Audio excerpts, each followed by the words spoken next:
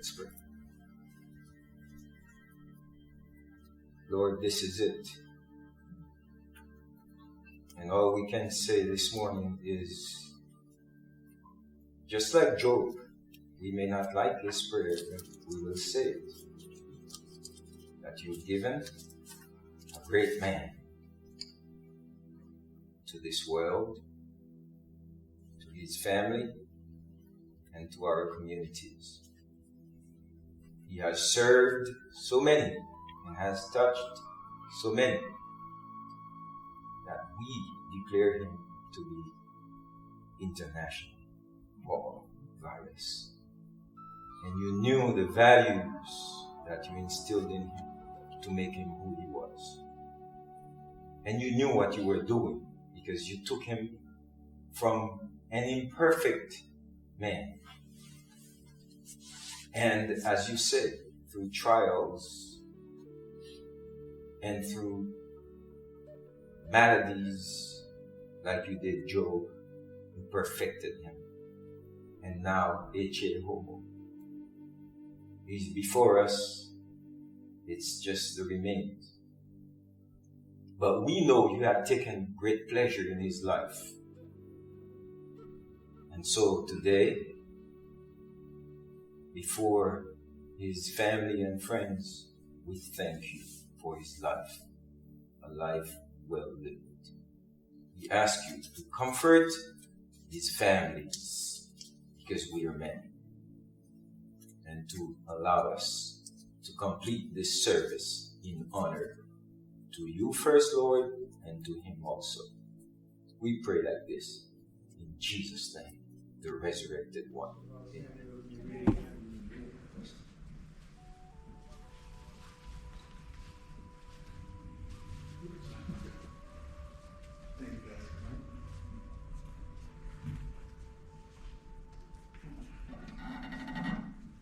Say a few words about my grandpa. In his last few years, did something that was really cool. He went to me and my brother Max and was like, you know, our relationship, me being your grandpa, you being my grandkid, it's very, what's the word? Typical, almost fake, in the sense of it's just, hi grandpa, bye grandpa, hi grandpa, bye grandpa. And he made it a point. He said, I want to know you guys better. Mm-hmm. And once a year he would take us to the Sage Diner over on Route 73 and spend 3, 4, 5 hours just talking about life. We'd ask him questions about everything.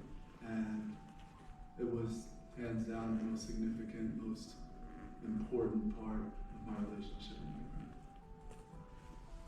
grandpa. I'm going to read my grandmother's favorite verse, Psalm 90 in the King James Version.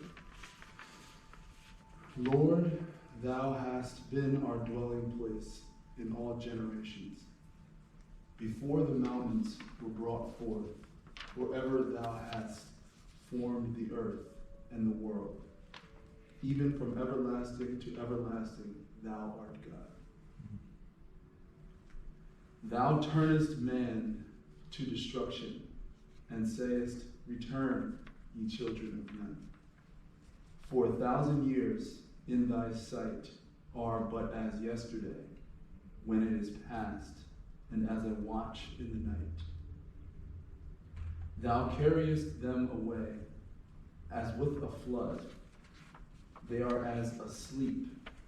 In the morning they are like grass which groweth up. I will read for you 1 Thessalonians chapter 4,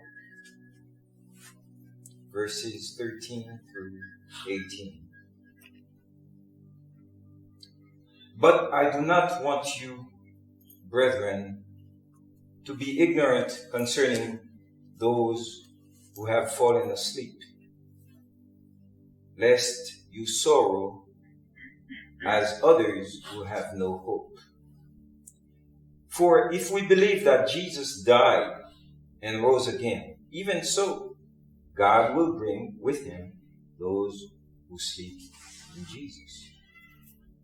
For this we say to you by the word of the Lord, that we who are alive and remain until the coming of the Lord will by no means precede those who are asleep. For the Lord himself will descend from heaven with a shout, with the voice of an archangel, and with the trumpet of God, and the dead in Christ will rise first. Then we who are alive and remain shall be caught up together with them in the clouds to meet the Lord in the air, and thus we shall always be with the Lord. Therefore, comfort one another with these words. Amen. Amen.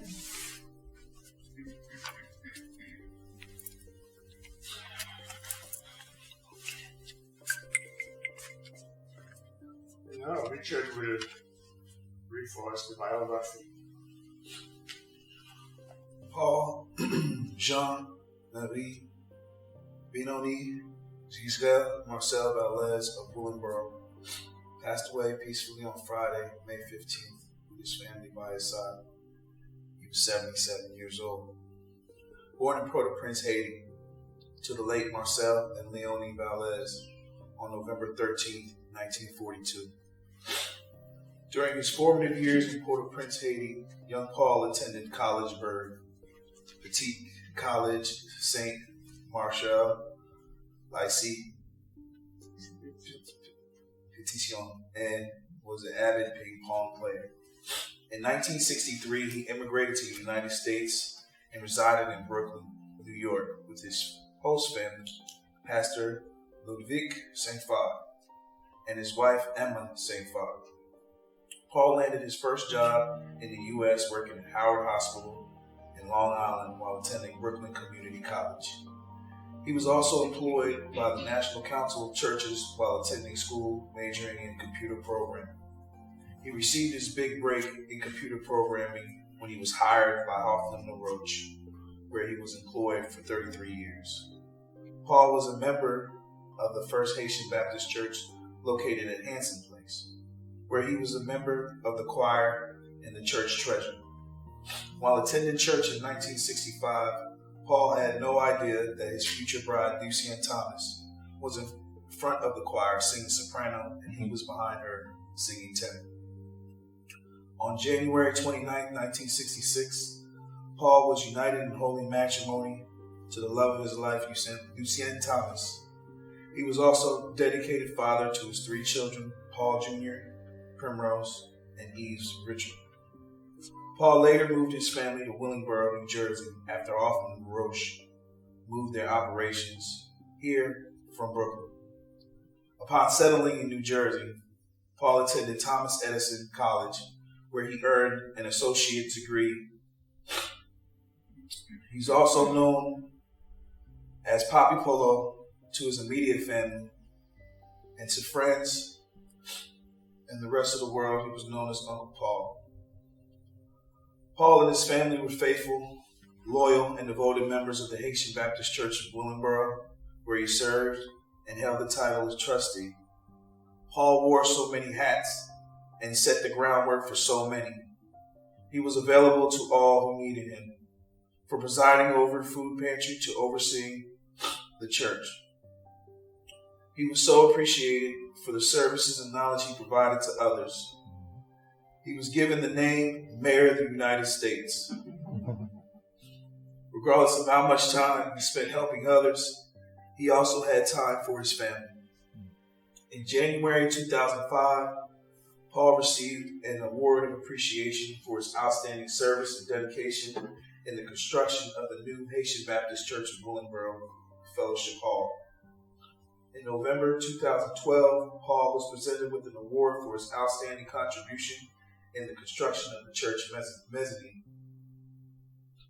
He leaves treasured memories with his dedicated wife of 54 years, Lucienne Valles, He was a devoted father to his 3 children, Paul Marcel Valles Jr., Primrose Valles, and Yves Richard Valles. He had 2 sisters, Azrael Gustave, Manuel, Bernadette Verdot of Opa, Florida, and 1 brother, Hughes Noel, of Brooklyn, New York. 2 sister-in-law, Raymond Noel and Nicole Archer. He was a beloved grandfather to Andre Valles, Hakeem Valles, Max Valles, Dream Valles, and Kingston Valles. He was a great grandfather to Victoria, Jolena, Andre Jr., Nia, and Lucien, and a host of nieces and nephews, relatives, and friends. It is with a grateful heart that the family of Paul Valles Sr. extends sincere thanks and deep gratitude for the many expressions of sympathy, love, and consideration shown. We do not have adequate words to express our sentiments during this journey.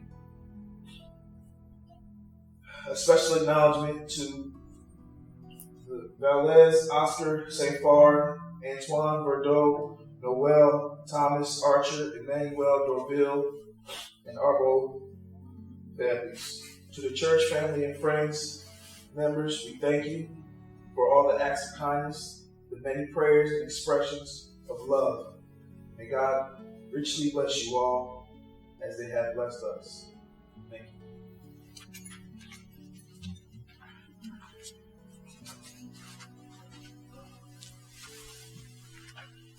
Now we're going to be joined by 2 friends of Brother Paul.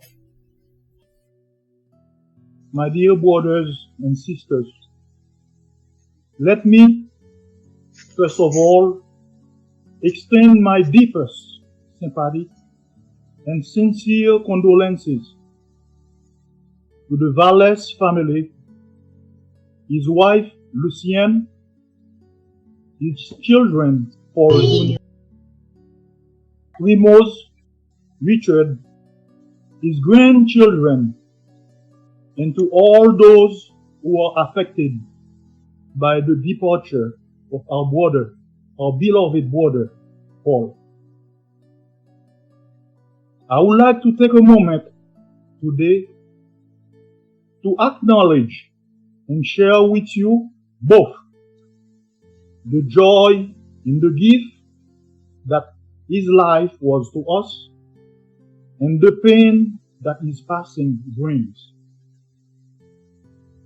The sadness of this departure is invading my heart, and I feel such deep sorrow.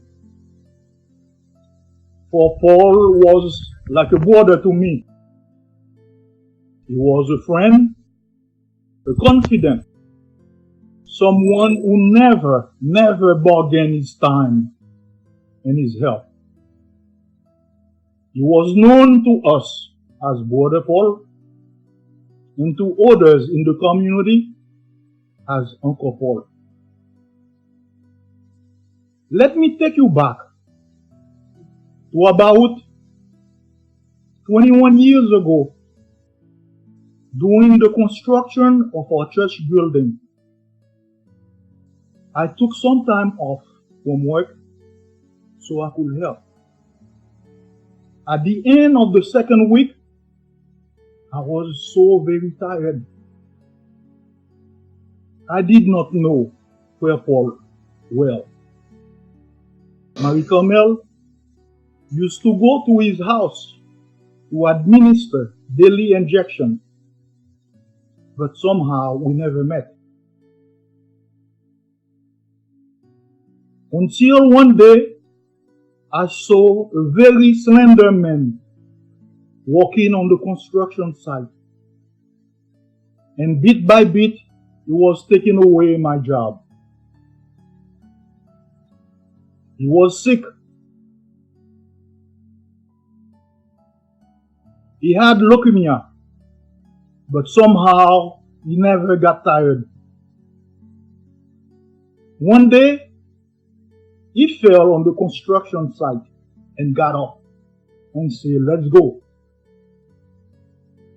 I've never seen such a devoted man. Since then, we became good friends. Over the years, he became like a brother to me, and I cherish the time we spent together.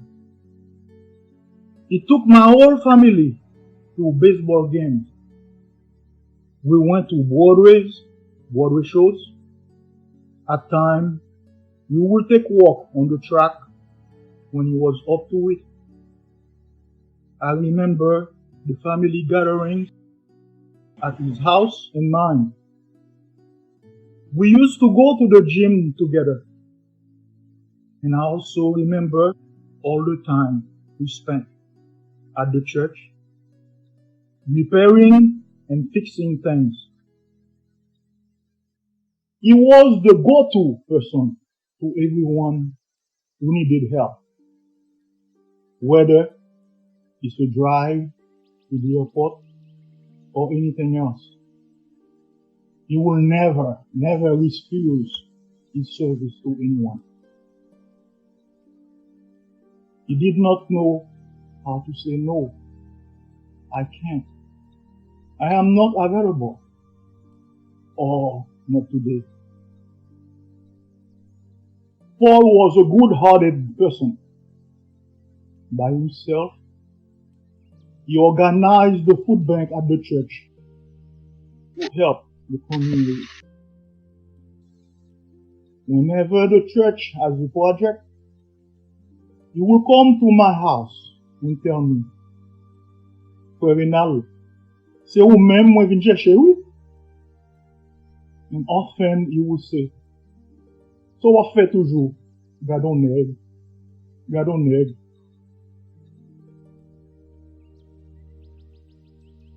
If you were Frère Paul's friends, you could never do anything wrong until you admit to your wrongdoing.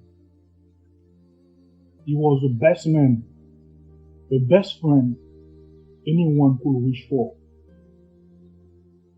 Now that he has left this world, he has left this world of sorrow, he is no longer in pain. He is going to be greatly missed. I will honor and cherish the memories that he left.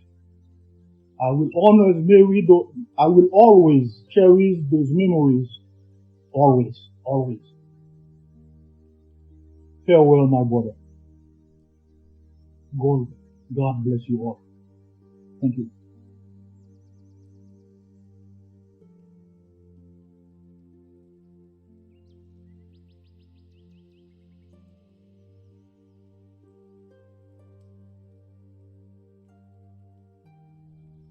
Paul could now enter confidently into God's presence. It was just past 11 last Friday when I received the call that Paul was not well and I needed to come. When I arrived 15 minutes or so later, Paulo was already with the Lord. He did not wait for me to come. The first question I asked him was, how did he breathe his last? And Primos told me, peacefully. I was greatly relieved to hear that. To me, it's an indication that death was not troublesome to him. When we pause to remember the life of Brother Paul, we will do well to reflect on our own lives also. What are our goals in this life? What is really worthwhile and important to us today? Jesus, in the midst of a crowd of followers, turned to one man and said, "Follow me." But the man said, "Lord, let me first go and bury my father." Jesus told him, let the dead bury their own dead, but you go and preach the kingdom of heaven. Jesus is not telling us to neglect the burial of our loved ones, but he's stressing that it is more important to preach the gospel by any means we can. So the question I asked myself this afternoon was, what would Polo want me to tell you today? I think he would want me to tell you, you must prepare to meet God by the way you live, the way you are leading others to Jesus, the way you show love to everyone in order that they are led to the Savior. Just like the Apostle Paul says in Romans 14, I am obligated both to Greeks and non-Greeks, both to the wise and to the foolish. Heavenly Father, we thank you for the life of our brother Paul Valles. We thank you for the blood of Jesus Christ on the cross that washed away all his sins. We thank you for his life. And we pray, Father, that you bless his wife, his children that he left behind. Thank you for his service to your church, to the Christian community.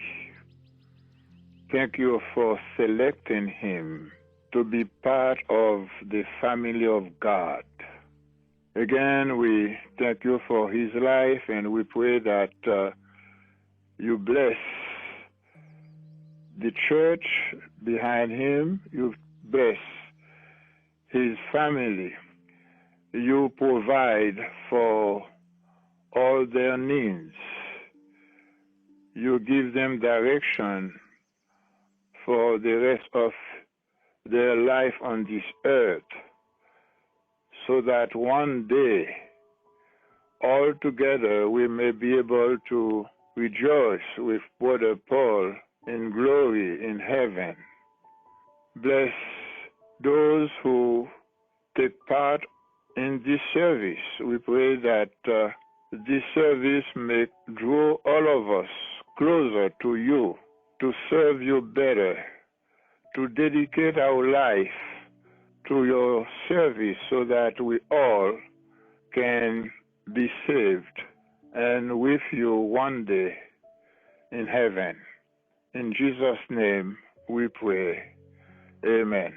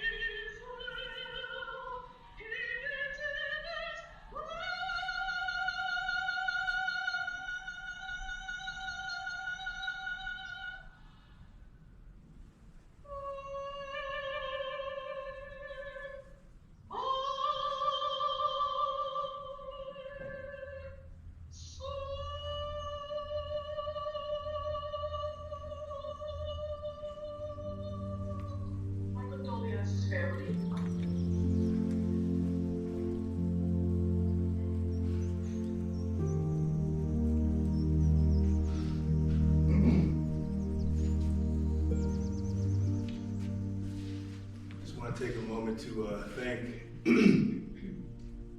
Pastor Mark, Pastor Valles, members of the Haitian Baptist Church of Willingboro that are watching it simultaneously.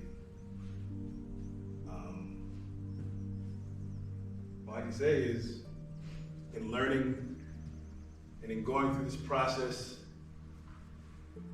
with my father for the last 2 years, it's no understatement that I wish I could say it while he's standing next to me. My father's a great man. I really honestly wish I could say it face to face, but I'm thankful. And I'm thankful for everything that everyone has done and contributed and helped our family to make it through this process. I also want to thank the ministry at home, of course. Thank you.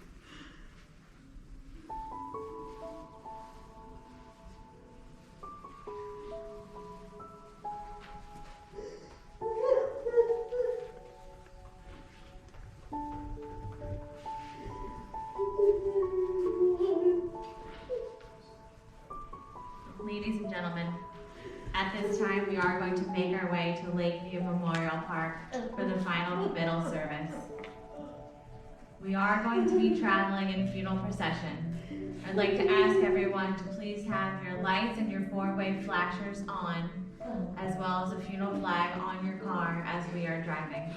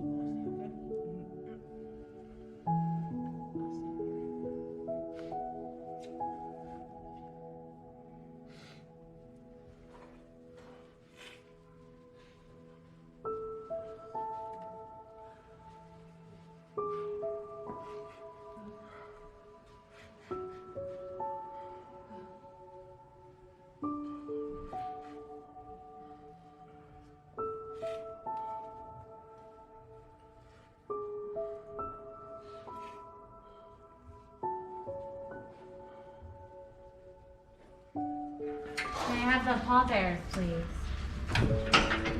Okay, yeah. Just exit. Thank you.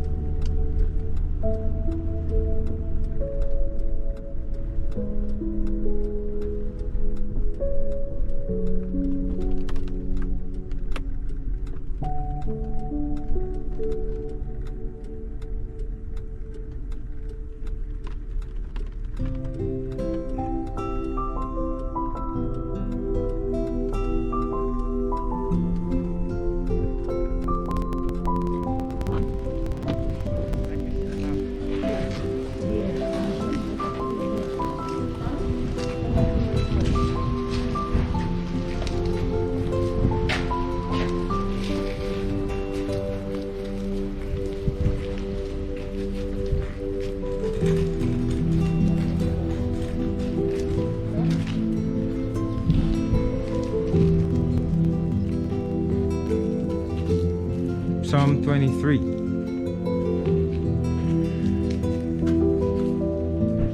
The Lord is my shepherd, I shall not want. He makes me to lie in green pastures. He restores my soul. He leads me in the paths of righteousness for his name's sake. Yea, though I walk through the valleys of I'd like to give anybody that says something to family or of Paul. Take a few minutes to do that. Absolutely. As I first started earlier, stating, I want to again thank, obviously, the members of the Haitian Baptist Church of Willingboro, Pastor Valles, Pastor Mark, everyone that's here, obviously.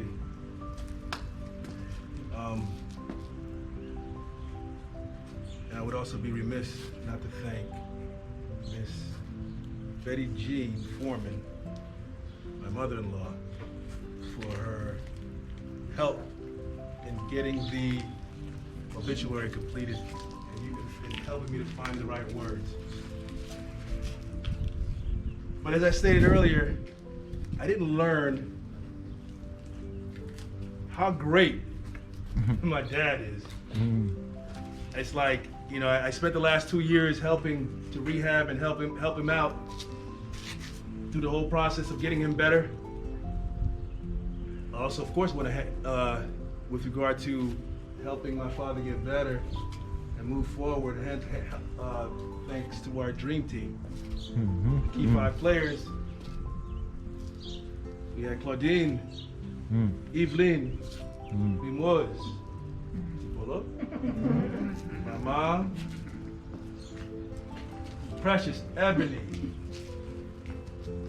everyone else, Richie, I mean, everyone helped, but the key 5 that, you know, for the appointments, for the doctor's appointments, to you, Penn, to this doctor, to that doctor, standing there watching, you know, medicine get administered. Thank you so much. But going back to Dad, I know I'm all over the place because it's a lot. But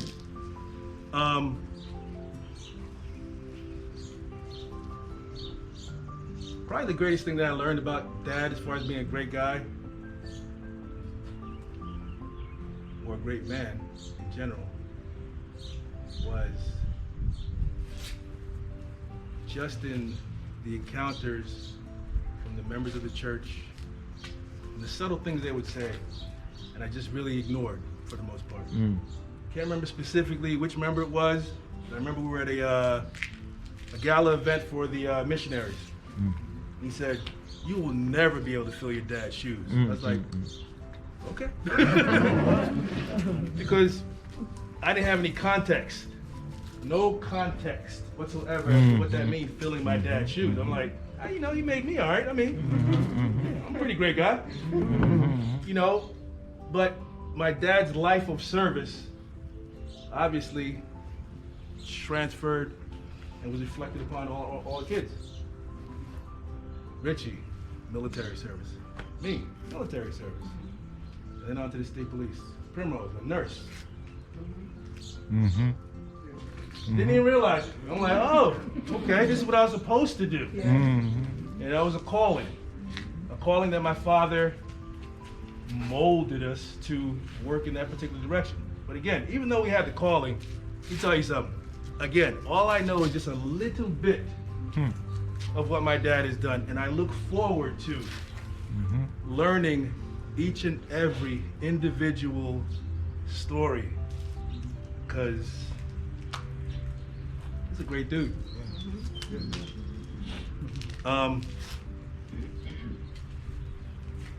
If anyone else has anything more, Claudine, please come, step forward. Thank you.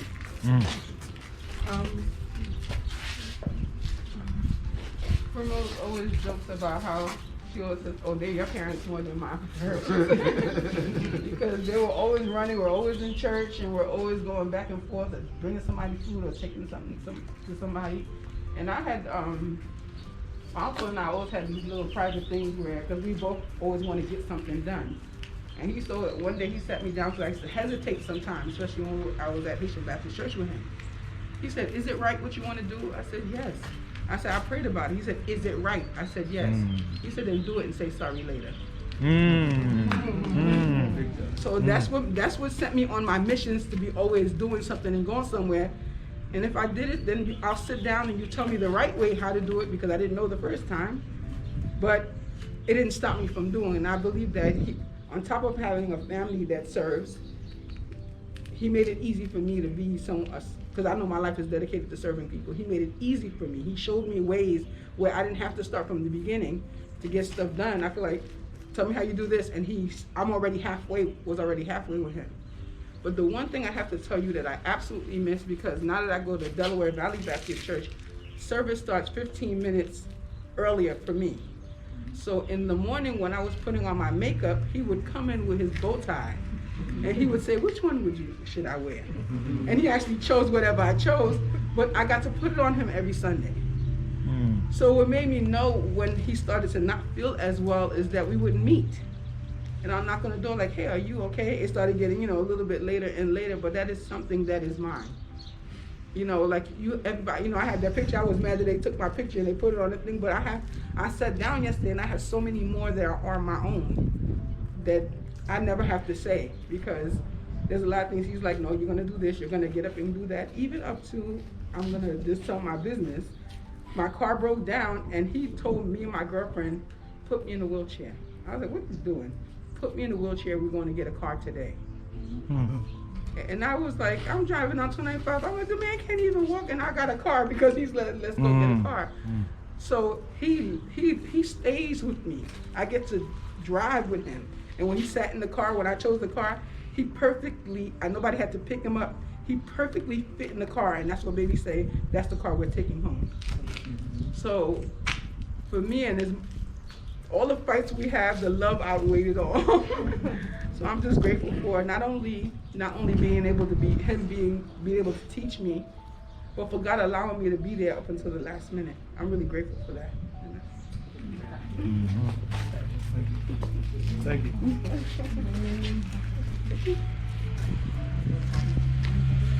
Daddy's girl, say something. She's good. have so much to say, I don't know what to say.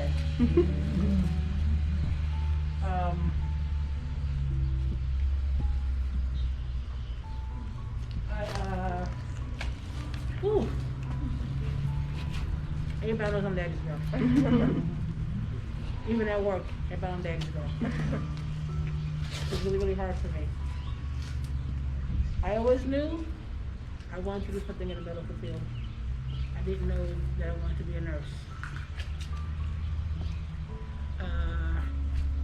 Started at BCC, then finished BCC. Went to work at Caldor. I went full time, and I started going somewhere else part time.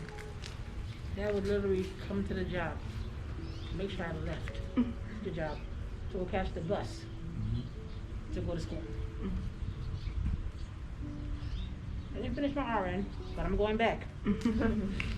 Not because Dad wanted me to finish RN, but I think I need to do this for me, and partly for Dad. I went to BCIT, got my LPN. I remember when I went to interview, Dad was sitting in the corner reading the paper, not paying attention to the whole thing. But if I'm an LPN, I'm a nurse, it's because of Dad. Dad pushed me to become an LPN. He don't complain about it a lot. I'm very grateful. Very, very grateful. And Claudine told me, prior to all this COVID happening, I used to come home from work about maybe 3:30, 4 o'clock. All everything going on at COVID, I get home at 5 o'clock. So about 4 o'clock in the afternoon. 10 to 4. 10 to 4.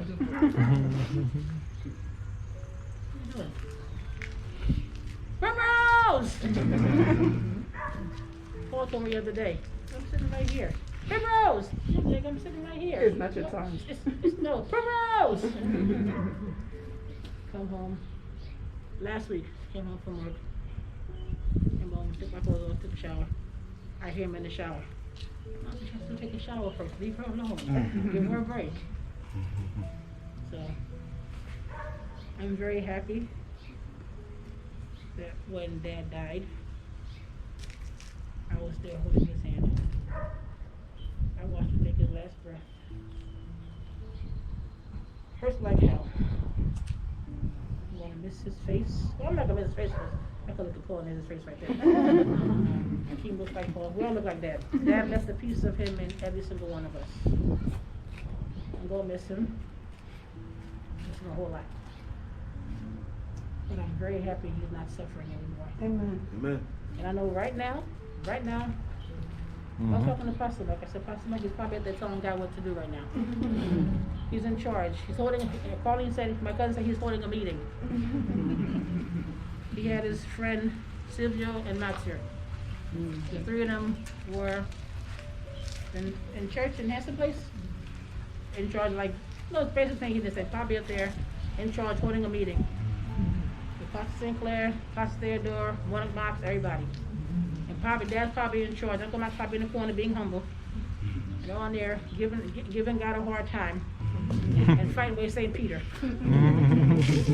So, I'm not going to say goodbye, Dad. Say see you later. Yes. Good job. Good job, Grandma.